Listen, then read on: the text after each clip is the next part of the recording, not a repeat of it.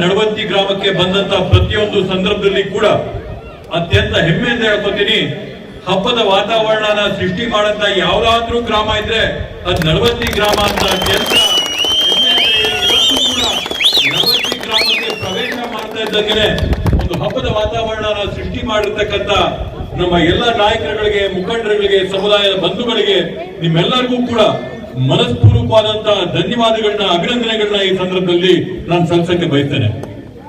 ಬಂಧುಗಳೇ, ಈಗಾಗಲೇ ವಿಜಯಣ್ಣವರಾಗಿರ್ಬೋದು, ಚಿಂತಾಮಣ್ಣವರಾಗಿರ್ಬೋದು ಸಾಕಷ್ಟು ಬಾಬಾ ಸಾಹೇಬ್ ಅಂಬೇಡ್ಕರ್ ಅವರ ವಿಷಯಗಳ ಬಗ್ಗೆ, ತತ್ವ ಸಿದ್ಧಾಂತಗಳ ಬಗ್ಗೆ, ದೇಶದಲ್ಲಿ ಹೋಗ್ತಾ ಇರ್ತಕ್ಕಂಥ ಆಗುಹೋಗುಗಳ ಬಗ್ಗೆ ಸಾಕಷ್ಟು ಚರ್ಚೆ ಮಾಡಿರೋದ್ರಿಂದ ಮತ್ತೊಮ್ಮೆ ನಾನು ಅದನ್ನ ಪುನರುಚ್ಚಾರ ಮಾಡಕ್ ಹೋಗೋದಿಲ್ಲ.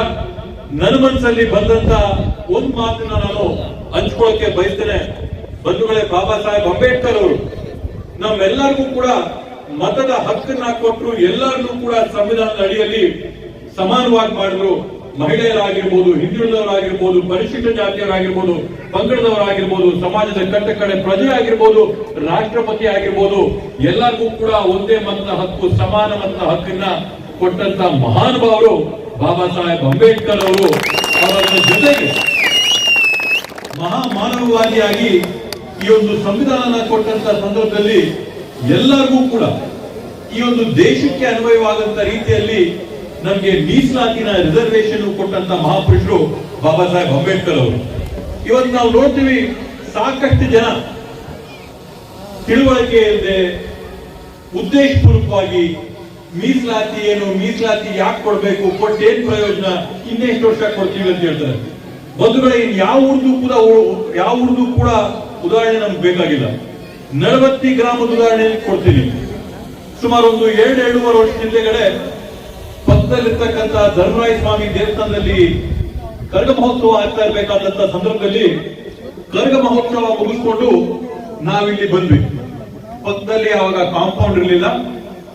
ಕರಗ ಮಹೋತ್ಸವ ಕಾರ್ಯಕ್ರಮನ ಮುಗಿಸ್ಕೊಂಡು ಇಲ್ಲಿ ಬಂದು ನೋಡಿದಂತ ಸಂದರ್ಭದಲ್ಲಿ ಬಾಬಾ ಸಾಹೇಬ್ ಅಂಬೇಡ್ಕರ್ ಹೆಸರಲ್ಲಿ ಕಟ್ಟಡ ಏನೋ ಕಟ್ಟಿದ್ರು, ಕಿಟಕಿ ಏನೋ ಇತ್ತು, ಬಾಟ್ಲೇನೋ ಇತ್ತು, ಟೈಲು ಇತ್ತು, ಕೋರಿಗೂ ಇತ್ತು, ಆದ್ರೆ ಎಲ್ಲ ಕೂಡ ಉದುರೋಗಂತ ಪರಿಸ್ಥಿತಿಯಲ್ಲಿತ್ತು. ಆ ಒಂದು ಸಂದರ್ಭದಲ್ಲಿ ಮಾತಾಡಿಕೊಂಡು ಇಲ್ಲಿರ್ತಕ್ಕಂಥ ಮುಖಂಡರೆಲ್ಲರಿಗೂ ಕೂಡ, ವಿಶೇಷವಾಗಿ ಕಾನಪ್ನವರು, ನಮ್ಮ ಗ್ರಾಮ ಪಂಚಾಯತಿ ಸದಸ್ಯಗಳ ಮುಖಂಡರೆಲ್ಲರಿಗೂ ಕೂಡ ಮಾತಾಡಿ, ಈ ತರ ಇದ್ರೆ ಇದು ಶೋಭೆ ತರಂತದ್ದಲ್ಲ, ಯಾರಿಗೂ ಶೋಭೆ ತರಲ್ಲ, ಇದನ್ನ ಸರಿ ಮಾಡ್ರಿ ಅಂತ ಹೇಳಿ ಒಂದು ಸುಮ್ಮನೆ ಕಿವಿ ಮಾತಾಡಿದ್ರು. ಇವತ್ತು ಆ ಒಂದು ಕಾರ್ಯಕ್ರಮ ಆದ ನಂತರ ಈ ನಡವಂತಿ ಗ್ರಾಮದ ಸೌಭಾಗ್ಯನೋ ಏನೋ ಕಾನಪ್ನವರು ಗ್ರಾಮ ಪಂಚಾಯಿತಿ ಅಧ್ಯಕ್ಷರಾಗಿ ಆಯ್ಕೆ ಆಗಿ ಬರ್ತಾರೆ.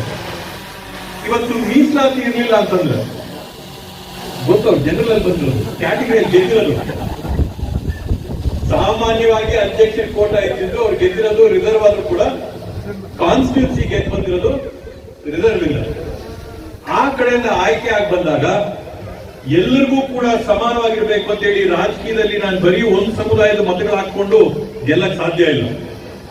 ಒಕ್ಕಲಿಗರಾದ್ರೆ ನಾನು ಬರೀ ಒಕ್ಕಲಿಗರ ಮತದಲ್ಲಿ ಗೆಲ್ಲಕ್ ಸಾಧ್ಯ ಇಲ್ಲ. ಕಾನೂನು ಪರಿಶಿಷ್ಟ ಜಾತಿ ಆದ್ರೆ ಬರೀ ಪರಿಶಿಷ್ಟ ಜಾತಿ ಮತಗಳಲ್ಲಿ ಗೆಲ್ಲಕ್ ಸಾಧ್ಯ ಇಲ್ಲ. ಎಲ್ಲಾರ ಮತಗಳನ್ನ ಎಲ್ಲಾರ ವಿಶ್ವಾಸಕ್ಕೆ ತಗೊಂಡು ಗೆದ್ದು ಬರಬೇಕು. ಗೆದ್ದು ಬಂದ್ಮೇಲೆ ಎಲ್ಲರಿಗೂ ಕೂಡ ಸಮಾನವಾಗಿ ಕೆಲಸ ಮಾಡಬೇಕು. ಆದ್ರೆ ಸಮಾಜದಲ್ಲಿ ನೋವನ್ನ ಯಾರು ಅನುಭವಿಸ್ತಾರಲ್ಲ ಅವ್ರಿಗೆ ಅದನ್ನ ನೋಡಿದಾಗ ನೋವಾಗಿ ಅದನ್ನ ಅಭಿವೃದ್ಧಿ ಮಾಡಬೇಕು ಅಂತ ಮಾಡಿದ್ರ ಬಾಬಾ ಸಾಹೇಬ್ ಅಂಬೇಡ್ಕರ್ ಅವರು ಕೊಟ್ಟಂತ ಮೀಸಲಾತಿ, ಆ ಮೀಸಲಾತಿಯಲ್ಲಿ ಆಯ್ಕೆಯಾಗಿ ಆ ಸಮುದಾಯದ ಒಂದು ಪ್ರತಿಬಿಂಬವಾಗಿ ಇಲ್ಲಿ ನಿಂತು ಆ ಕೆಲಸ ಮಾಡಿರ್ತಕ್ಕಂಥದ್ದು ಇದು ಬಾಬಾ ಸಾಹೇಬ್ ಅಂಬೇಡ್ಕರ್ ಅವರ ಒಂದು ತತ್ವ ಸಿದ್ಧಾಂತಕ್ಕೆ ಜಯ ಅಂತ ನಾನು ಭಾವಿಸ್ತೀನಿ. ಕಳೆದ ಒಂದೂವರೆ ತಿಂಗಳಲ್ಲಿ ನಾವು ನೋಡಿದೀವಿ, ಬೆಂಗಳೂರು ಗ್ರಾಮಾಂತರ ಜಿಲ್ಲೆಯಲ್ಲಿ ಜಿಲ್ಲಾಧಿಕಾರಿಗಳ ಕಚೇರಿ ಮುಂದೆ ಬಾಬಾ ಸಾಹೇಬ್ ಅಂಬೇಡ್ಕರ್ ಅವರ ಒಂದು ವಿನೂತನವಾದಂತಹ ಪುತ್ಥಳಿ ಅನಾವರಣ ಕಾರ್ಯಕ್ರಮ ನಾವು ನೋಡಿದ್ವಿ. ನಿಜವಾಗ್ಲೂ ಕೂಡ ಅತ್ಯಂತ ಹೆಮ್ಮೆಯಿಂದ ಹೇಳ್ಕೊತೀನಿ. ಆ ಒಂದು ಕಾರ್ಯಕ್ರಮ ಅಲ್ಲಿರ್ತಕ್ಕಂಥ ಪುತ್ಥಳಿಗಿಂತ ಏನೊಂದು ಚೂರು ಕೂಡ ಕಡಿಮೆ ಆಗಿರ್ತಕ್ಕಂಥ ಪುತ್ಥಳಿನ ಬಾಬಾ ಸಾಹೇಬ್ ಅಂಬೇಡ್ಕರ್ ಅವರ 900 ಕೆಜಿಯ ಕಂಚಿನ ಪುತ್ಥಳಿಯನ್ನ ಇವತ್ತಿಲ್ಲಿ ನಡವಂತಿ ಗ್ರಾಮದಲ್ಲಿ ಅನಾವರಣ ಮಾಡಿರ್ತಕ್ಕಂಥದ್ದು ಅದು ಕೂಡ ಏನೋ ಸಾಮಾನ್ಯವಾಗಲ್ಲ. ಪೂರ್ತಿ ಜಾಗನೇ ಇವತ್ತು ಮಾದರಿಯಾಗಿ ಮಾಡಿರ್ತದೆ.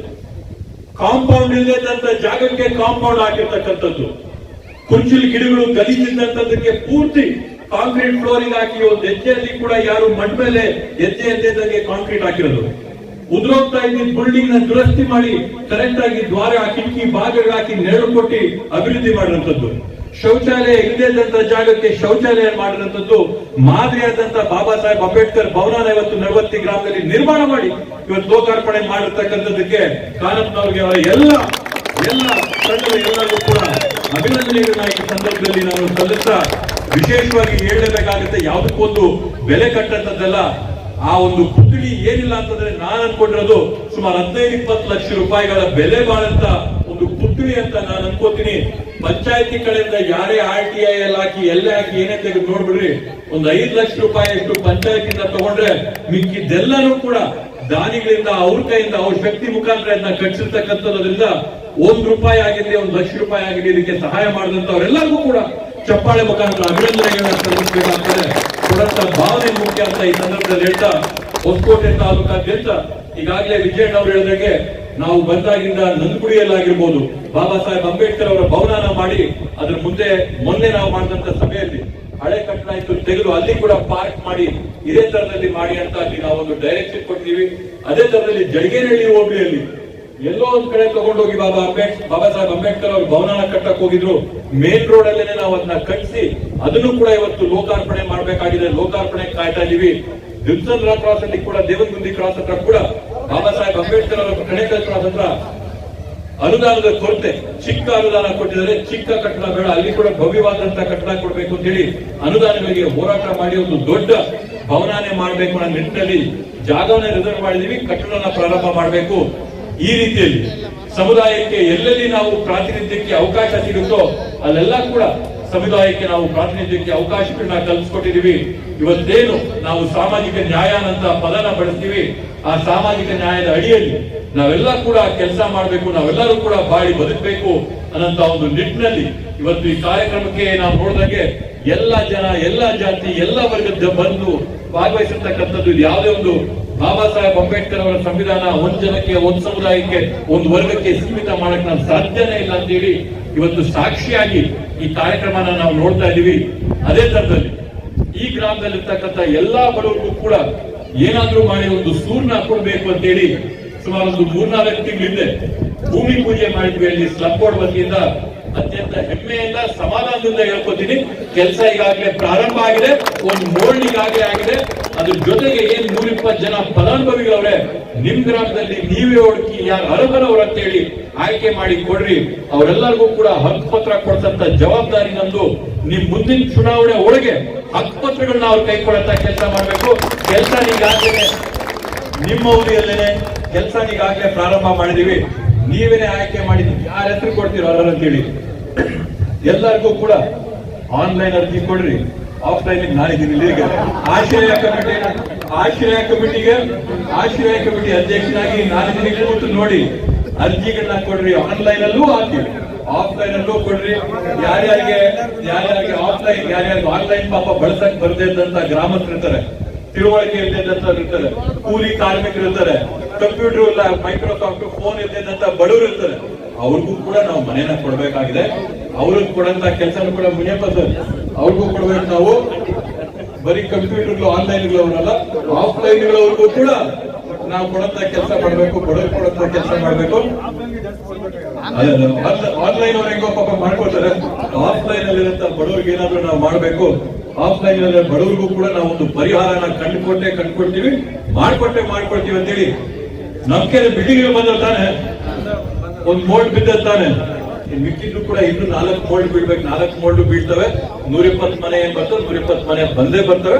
ಬಡವರಿಗೆ ಯಾರಿಗೆ ಅಭ್ಯರ್ಥಿಯಾಗಿ ಅರ್ಹರು ಯಾರವ್ರೆ ಅವ್ರಿಗೆ ಕೊಡೋಣ ಅಂತ ಹೇಳ್ತಾ ಇವತ್ತು ಈ ಒಂದು ಭವ್ಯವಾದಂತ ಒಂದು ನಿಜವಾಗ್ಲೂ ಪುತ್ಥಳಿನ ನೋಡಿ ನಿಜವಾಗ್ಲೂ ಸಂತೋಷ ಆಯ್ತು, ಸಮಾಧಾನ ಆಯ್ತು.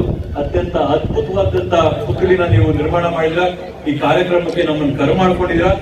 ಕಾನಪ್ಪನವರ ಒಂದು ಕನ್ಸೇನಿದ್ದಂದ್ರೆ ದೊಡ್ಡ ಮಟ್ಟದಲ್ಲಿ ಮಾಡ್ಬೇಕು. ಪ್ರಿಯಾಂಕ್ ಖರ್ಗೆ ಅವ್ರನ್ನ ಕರೆಸಬೇಕು, ಈಶ್ವರ್ ಖಂಡ್ರೆ ಅವ್ರು ಬರಬೇಕು, ರೂರಲ್ ಡೆವಲಪ್ಮೆಂಟ್, ಪಂಚಾಯತ್ ರಾಜ್, ಗೃಹ ಸಚಿವರು ಎಲ್ಲರೂ ಬರ್ಬೇಕಂತ ಹೇಳಿ ಅದ್ರ ಜೊತೆಗೆ ನಾನು ಏನೋ ಬರ್ಬೇಕಂದ್ರೆ ಆಸೆ ಇದ್ದೇ